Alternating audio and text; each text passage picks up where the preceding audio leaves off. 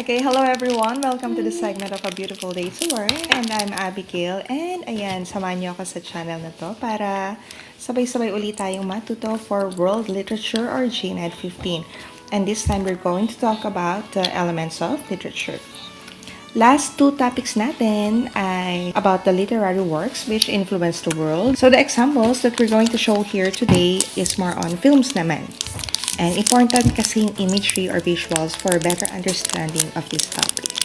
So elements of literature, this is very important, especially for future teachers, because these are the fundamental components that make up a story. So even if you're in elementary education, secondary education, you need the different elements of literature to discuss a certain manuscript or literary work. They also help authors to structure the narratives and to allow readers to better understand and analyze the text written. So let's see. These elements, they work together to create a rich storytelling experience. Well, if you try to understand these different elements, it would help the readers to engage a lot with literature. So parang magkakaroon ng relationship si reader plus si writer. They would also recognize how the stories are being crafted. So yung ating 5 major elements would be the plot, character, setting, theme, and also the 5th one is the conflict. Ang 5 yan yung pinaka-major. Pero may dadagdag tayo para maging 10. We also have POV or the point of view, and symbolism, imagery, tone or mood, and also the literary techniques. But for the sake of this video, let's just focus on the first 5. Now, going with plot, that is the sequence of events that make up a story. We have on the left side of the screen is the exposition, and then on the right side is the resolution. So it's actually the sequence of events from the start up to the finish, from beginning up to the end. It follows a structure that includes exposition to introduce the characters and the setting, pati na rin yung conflict, kung anong possible conflict na mangyari dun sa story. So, nagkakaroon ng tension, tapos nagkakaroon ng parang iringan ang mga characters natin. And then we have the rising action. Mas concrete na yung ating conflict. Mas klaro yung conflict dun sa story. We also have the third one, which is the climax. It is the turning point or the most intense moment. So, siguro sa Filipino drama, yan yung mga sambalan na ng bida artista, yan yung revelation ng kung ano yung pinaka-problem, magpapangharap na yung dalawa, ganyan. And then after that particular climax, there would be the falling action. The falling action, these are the events which happen after the climax. In soap opera, madaming rising action, madaming climax, madami ring falling action. Kaya nagkakaroon tayo ng Season 1, Season 2, Season 3. That's why also, ang Probinsyano lasted for 7 years. The Batang Quiapo lasted for 3 years because of the different types of rising action, climax, falling action. Then balik na naman, rising action, climax, falling action. Then it actually ends with a resolution wherein all of the conflicts had been resolved. Well, in the licensure examination for teachers, one of the possible questions, possible but not exactly, ito yung sample ng question, the final part of a play, movie, or narrative where the strands of the plot are drawn together, nagkakasama-sama na siya, because the matters had been explained or the conflicts had already been resolved. If you look at this graph or this picture, ay ang sasagot nyo ay resolution. Tama po ba? Resolution yung ating magiging answer? Yes, resolution yan. Naka-encircle po tayo dyan. But then, it is not always that you will see the word resolution. Minsan, ito yung makikita niyong salita. Yun, bakit yan yung makita niyong term dun sa different choices? Well, the resolution is also synonymous to this word. Parang medyo mahirap, no? It is denoma. Pero, syempre, Filipino tayo, baka mali din yung pronunciation natin. Yung iba, denoma ang tawag. Yung iba, denuman. Yung iba naman, denoment ang banggit. But let's try to hear what is the correct pronunciation according to this video from APG. So, let's try. That brings us to the denouement, at least so far. People who have met her, the rest of your life is sort of denouement. I think it's best. And then after the sort of denouement where the Confederate flag be tied up, and then we end up back down at the resolution or the denouement, which is basically I'm closer and closer to TR as he's getting near the denouement. Yan is the denouement. Right, so more or less, denouement ang ating babanggitin for this word. Better if we use the correct That pronunciation, brings us to denouement. the denouement, at Okay. least so We proceed with sample question from the Let Reviewer Online Philippines, posted last Feb 25, 2017. Question goes like, the final outcome of the main dramatic complication in literary work. Wait lang, iba na yung terms. Kanina, conflict, pero ngayon, complication. Pero andyan pa rin yung word na final. When we try to answer Let Review questions, we have to take a look also at the words.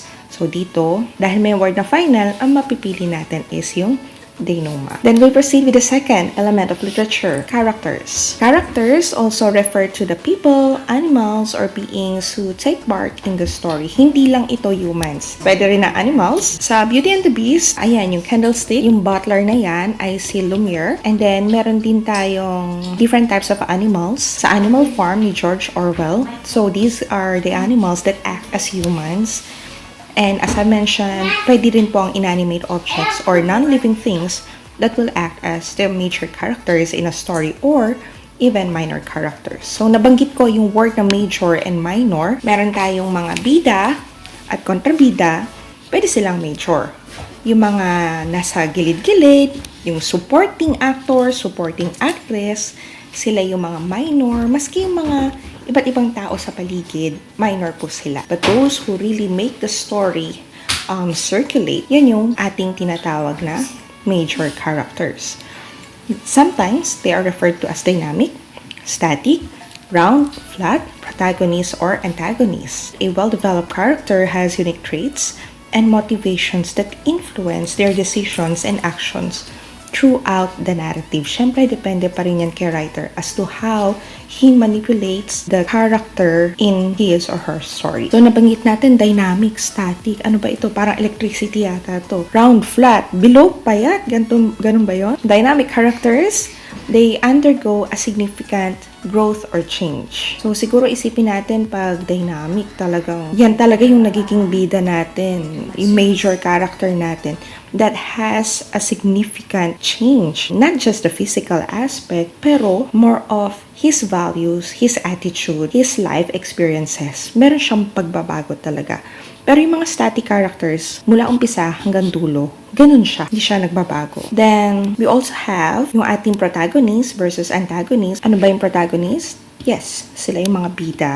Antagonist, anti, edi kontra sa bida. These are primary forces. Pwedeng nagka-clash lagi. Pwede rin naman na the antagonist is doing something na hindi niya alam na nakaka-apekto kay protagonist. But then, still, they both drive a narrative toward a certain conflict. Well, minsan, the protagonist is the good guy, the antagonist is the bad guy. Pero, nag-i-interchange din yan, but their roles are actually defined by their function in the plot rather than their own morality. Common nating nakikita ang ating protagonist as antagonist na parang nasa isang boxing ring na magkaaway. Pag narinig nyo naman yung round versus flat, basically, parang magkatulad lang din sila ng dynamic and static. So, a round character, complex, layered, realistic, tunay na tao yan, fully developed by the author. Pero yung flat character, simple and one-dimensional. So, sabi ko nga kanina, static is flat. So, sample natin. So, these are the examples of dynamic characters. On your left is Neville Longbottom. So, sa Harry Potter series, you would be saying that he is static. But if you have finished the entire series, you can say that actually Neville has a dynamic character. He started as a frightened, awkward student and then very timid, very shy, mahiyain siya. And as the series go, he has been shaped by the different conflicts along with his friends and with the antagonists at na-develop yung character niya. Nag-transform yung character niya into a brave young man that is willing to fight for what he believes in, for what he believes is right. Ayun, naging iba yung character ni Neville. Another sample of round or complex and dynamic character is that of the one on top, Anakin Skywalker. So, yung journey ni Anakin sa Star Wars is full of significant internal changes. May psychological changes din to. So, both good and bad. Nag-transform siya from bida to kontrabida. From a Jedi Knight to a Sith Lord, which we know as, sino nga ba to? Darth Vader. Si Darth Vader, dynamic character din yan kasi from positive, naging negative. Nagkaroon siya ng progression, nagkaroon siya ng transformation. Nawala yung kanyang good qualities at naging antagonist siya. Then, at the bottom, dun sa novel ni Charles Dickens, which is A Christmas Carol, so ito si Uncle Scrooge. Ebenezer Scrooge, he began as a cruel, miserly man. Masungit, yun. Yung typical masungit na tito, ganyan. And he's not even donating to the poor. But by the end of the story, he actually faced a significant internal conflict. At naging mapagbigay na siyang tao. So, nagbibigay pa rin siya even ng turkey sa kanyang employee. At yun, nakipag-dine siya sa family ng kanyang nephew. Sa family members niya. These are sample 3 characters who are considered static. Hindi siya nagbabago mula umpisa hanggang ganun siya. Hanggang dulo, ganun siya. Number 1, Captain Hook. He is an antagonist. He is a major character. Pero he has a flat character. So, siya ay kalaban ni Peter Pan. Cruel, buffoonish, is a pirate. So, mula umpisa hanggang dulo, dahil lagi siyang natatalo ni Peter Pan, ganun pa rin siya. Kahit mag-end yung story ng Peter Pan, there would always be the scene na nasa dulo si Captain Hook still wanting to get back at Peter Pan. Then next, on your right side is Sherlock Holmes. He is a famous detective. He did not undergo any internal changes throughout the series. Ganun pa rin yung character niya, witty, confident yung attitude, kahit may conflict, at the end, ganun pa rin siya, witty, confident. Again, that would be flat. The third one is Captain America. Even if there are a lot of different versions of the Captain America story, iba't ibang pagiging static yan. Overall, ganun pa rin. Siya pa rin yun. Siya yung moral na tao, di ba? So, he begins the story being a moral person. He also ends the story still being a moral person, wanting to help others and also serve and save his country. Meron man siyang changes sa katawan, syempre, buff yan, di ba? Captain America yan. External yun. Pero ang pinag-uusapan natin, yung attitude. So, if the internal traits remain the same, flat character siya. Now, since pinag-usapan natin ang protagonist and antagonist, let's see. Okay, so we have here Harry Potter. At ang antagonist would be, yes, Lord Voldemort. Then we have here Spider-Man. One of the antagonists would be, this one is Electro. He was an engineer at Oscorp Company or Corporation, and he was electrocuted and he transformed into the supervillain harnessing the power of electricity. Then the third one, sa mga mahilig sa mga Korean movies. Okay, so this is from the story Gyeongsong Creature. So, ang protagonist dyan is si Jang Tae-sang, played by Park Seo-joon. So he is a pawn shop owner, and then, syempre, ang bidang babae ay si Yoon Chae-ok, played by Han So-hee, a skilled tracker. Pinaka-antagonist at the initial part of the series, akalain is the Gyeongsong Creature. But the twist here is that the Gyeongsong Creature is actually the mother of the protagonist. Pero kaya siya naging creature ay dahil kay Yukiko Maeda. Then this one is from Under Paris. We have here the scientist and the police officer. So sila yung protagonist natin. But their antagonist is Lilith, a mutated short fin shark. So, ito ay shark na nagkaroon ng capability to adapt in fresh water at asexual reproduction. Ibig sabihin, kahit walang mate, kahit walang partner, makakapag-reproduce siya. And if you take a look at it, understanding a character's development would also help realize yung experiences that shape the story's outcomes and themes. So, science din ang kalaban natin dito, no? Not just us, but also the characters. Now, done na tayo sa characters. The third element. Setting is the time, place where a story occurs. It influences the mood of a narrative. It shapes the character, the behavior, and can even create conflict by the different challenges tied to the environment. It can be real, it can be inspired, it can be just created by the writer. So talagang ginawa niya lang yung ganong klase ng set. Let's see the first one. First example is Jurassic. Okay, definitely the setting is in a Jurassic Park created by the scientists wherein the dinosaurs are contained. And for the people to take a look at the dinosaurs like a zoo. Then we also have here the Dante's Peak. It's actually an active volcano, pero it was inspired by Mount St. Helens in Washington, USA. This one is created also by the minds of the author. Waterworld. Ang pinakabida dito si Kevin Costner. Natunaw ang yelo and the water level rose 25,000 feet. So nag-create sila ng sarili nilang mundo on the water. Then this one, from the story Valerian and the City of 1,000 Planet. Ating pinaka-setting dyan, syempre, sci-fi yan or science fiction. Created siya ng author or ng scriptwriter. And yan. So, oras naman or period. Kailan nangyari? Yan naman yung pag-uusapan natin. So, we have here an example from the Alice in Wonderland. Alice in Wonderland was published during the 1800s. Yun. So, yung story, syempre, umayon sa 1800s, mid-Victorian era. Kaya iba yung suot dyan ni Alice. It's patterned after the fashion during those years. And then, the same din po dito, because of the period, you can see in the Enola Holmes, that's also 1800s, 1884. So, inaayon nila yung mga costumes sa panahon kung kailan dapat nangyari yung story. And then, of course, for the Joseon Dynasty, ayan, so si Goblin Kingdom, ang panahon na yan is, yun nga, Joseon Dynasty.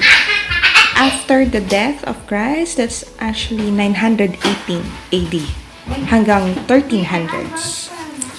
Now, we also have the setting when it comes to social context. Kung ano ba yung mga nauusong mga issue ng lipunan. So, setting, which is primarily about the social context.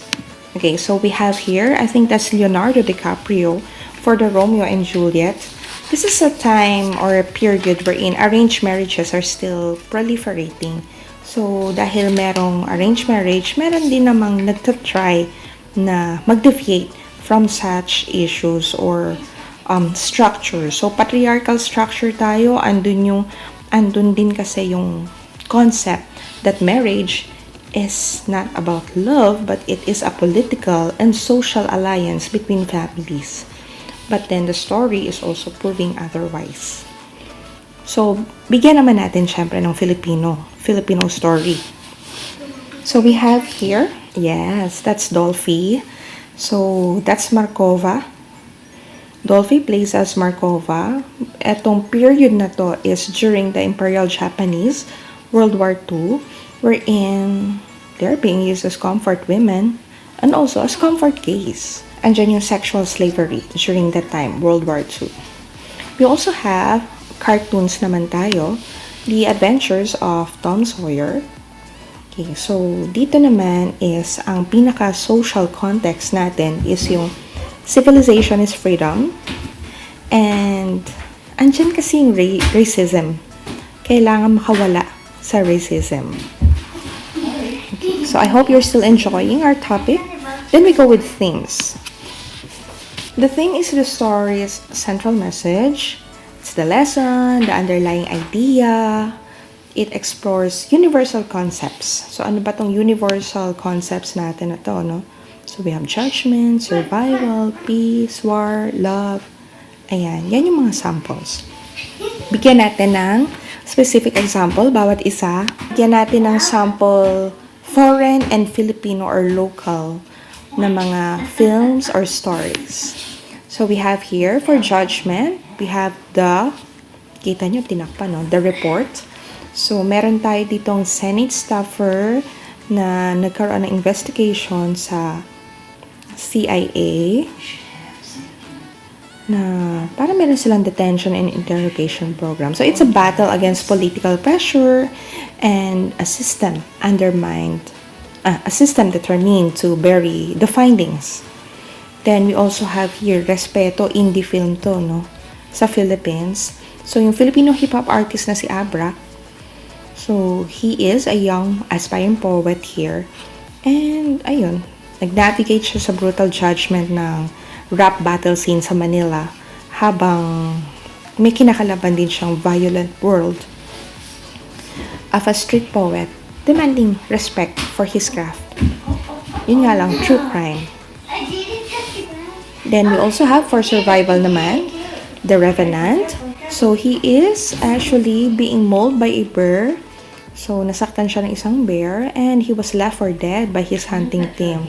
Pero ayun, so he used his survival skills para ma-overcome niya yung wilderness ng America. And also to seek revenge dun sa mga nag-betray sa kanya or dun sa nang iwan sa kanya. Another survival story is On the Job, wherein there are two contract killers released from prison to carry out political hits. So hit, parang hitman, and must rely on their instincts to survive. So parang habulan yan.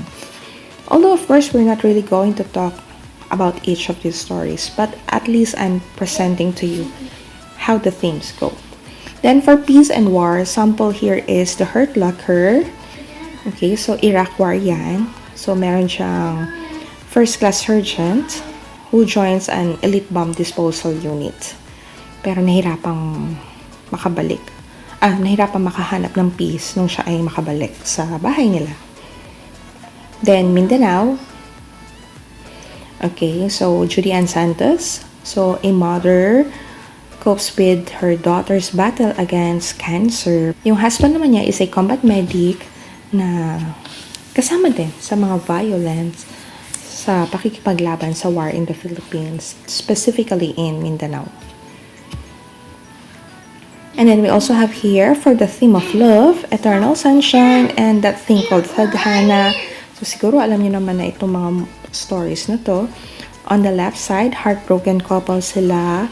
So they try to erase each other from their memories through a scientific procedure, pero it seems they are destined for one another. Then this one, that thing called Tadhana, a woman, that's Angelica Panganiban, impulse meets up with a stranger na na-meet niya sa isang airport papuntang Paris, and ayun, nagkaroon sila ng journey together. Of course, that's for you to find out. Then for heroism, we have here Ford versus Ferrari. It doesn't always mean that heroism is somebody died or there's a revenge or really a hero came out from war. So as in on the left side, Ford versus Ferrari shows the human spirit's triumph over corporate bureaucracy, artistic passion versus commercialism. So meron silang nilabanan dito na corporate ang dating, company. So kung paano sila nagwagi doon sa legendary race nila. Ayan. So, dito naman, General Luna, Filipino film. So, dito, for the film General Luna, so, syempre, General Antonio Luna yan, no? Wherein he fought not only the American colonial army, but also the treacherous politics of his own Filipino countrymen. Then, Good and Evil, I believe this is in our Google sites, The Maharaja, or if it's no longer available, you can watch this on Netflix. This has a very good story. Maharaja or Maharaja became the most watched Indian film on Netflix when it was released. And grabe yung twists and turns dito sa story na to.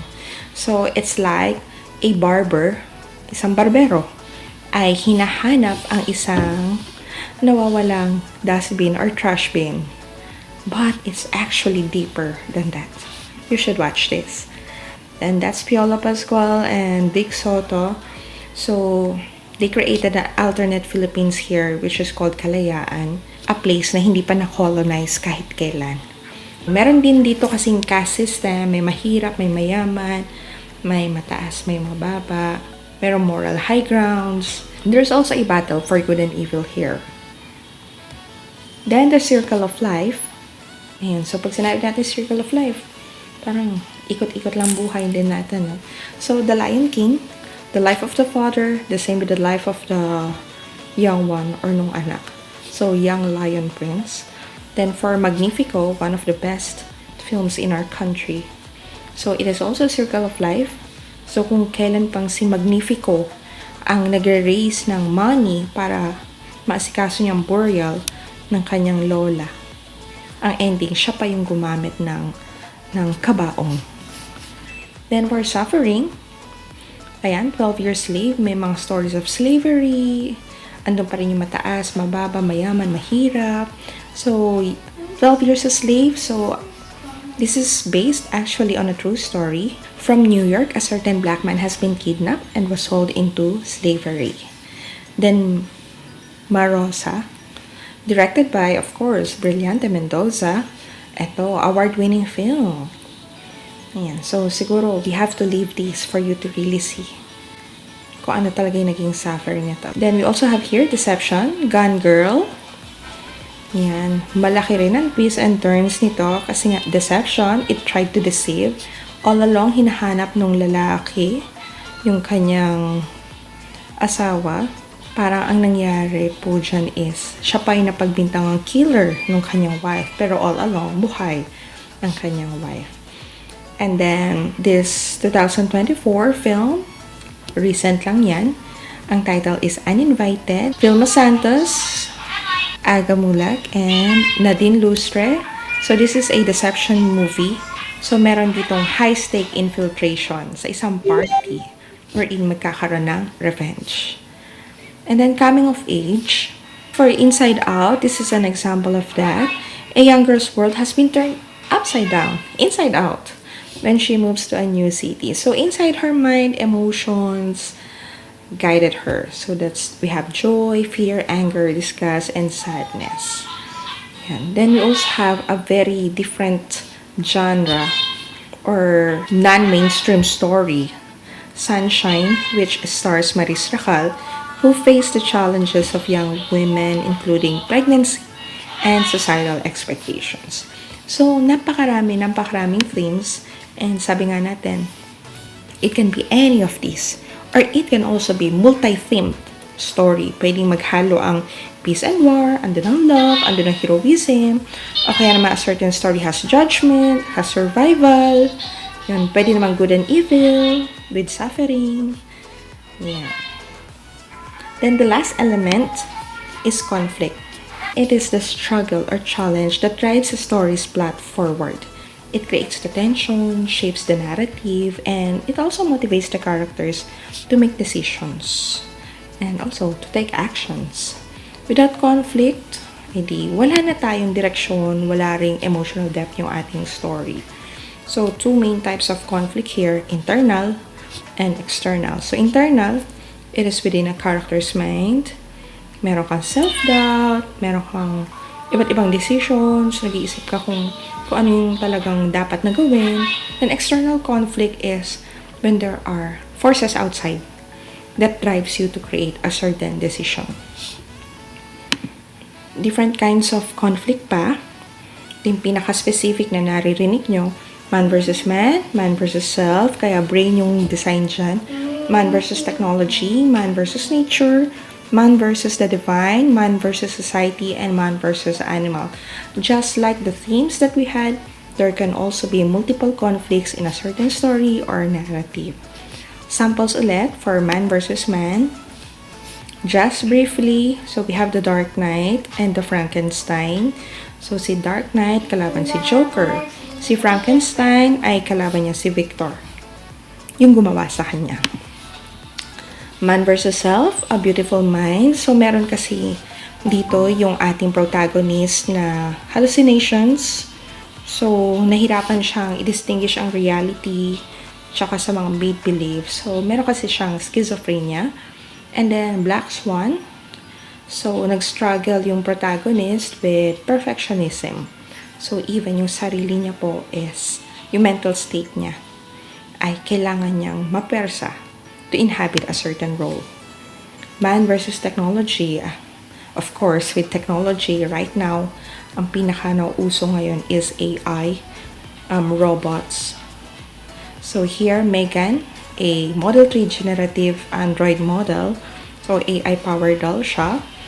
Pero, ayun, we're naging out of control yung kanyang behavior. And then, Tron Ares, sanay tayo na AI ay parang katulong lang natin. It is inside a computer. It is inside our mobile phones. And then man would be the ones to harness AI. Pero ito ngayon, ang AI ang lumabas sa mundo ng tao. And then man versus nature, nabanggit ko kanina, Dante's Peak. So, ayan. So, yung ating volcanologist who is now in need to warn a small town about the impending eruption of a long dormant volcano. And then for San Andreas, so talagang definitive example to ng man versus nature.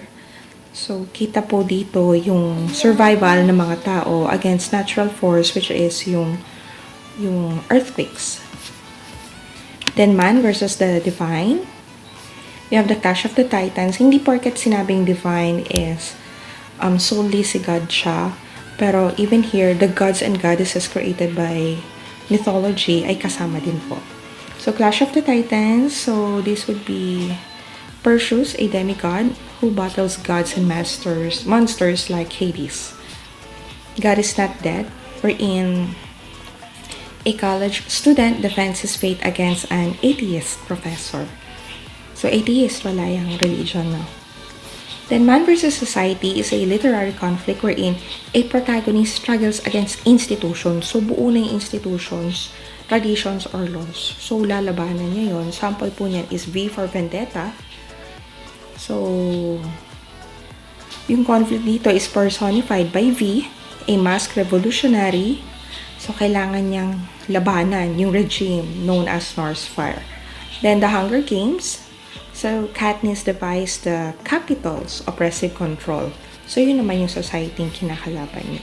And then, we also have here the Man versus Animal. So, Jaws, that is a 1975 film.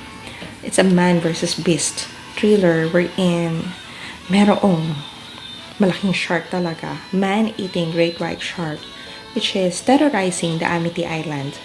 And then, the Anaconda, so iconic din to. It's a creature feature thriller kung saan si National Geographic film crew, yan, mga NG film crew yung mga yan, ay naging hostage sa Amazon by a snake hunter. So, kailangan kasi ma-capture ang deadly green anaconda. So, again, what we talk about for this moment would be the plot, character, setting, the theme, and also the conflict. So, again, they work together to create a rich storytelling experience. So, in summary, plot drives the sequence of events and keeps the story moving forward. Character develops through the plot. Humans or the roles face challenges that shape the narrative. The setting influences the mood, atmosphere, and character actions. The theme can be multi-theme. It is revealed through the plot, character growth, and conflicts. Then the conflict, of course, creates tension and challenges that drive the plot and character development. I'm causing a fire. I'm on fire. And that ends our session for today. Next week naman, or the following week, we will have the remaining elements from number 6 up to 10, which are important and supplemental to the first 5 elements. I hope you learned something from today. And once again, this is your World Literature Facilitator, Abigail Gomez from A Beautiful Day to Learn. So that's it. Thank you.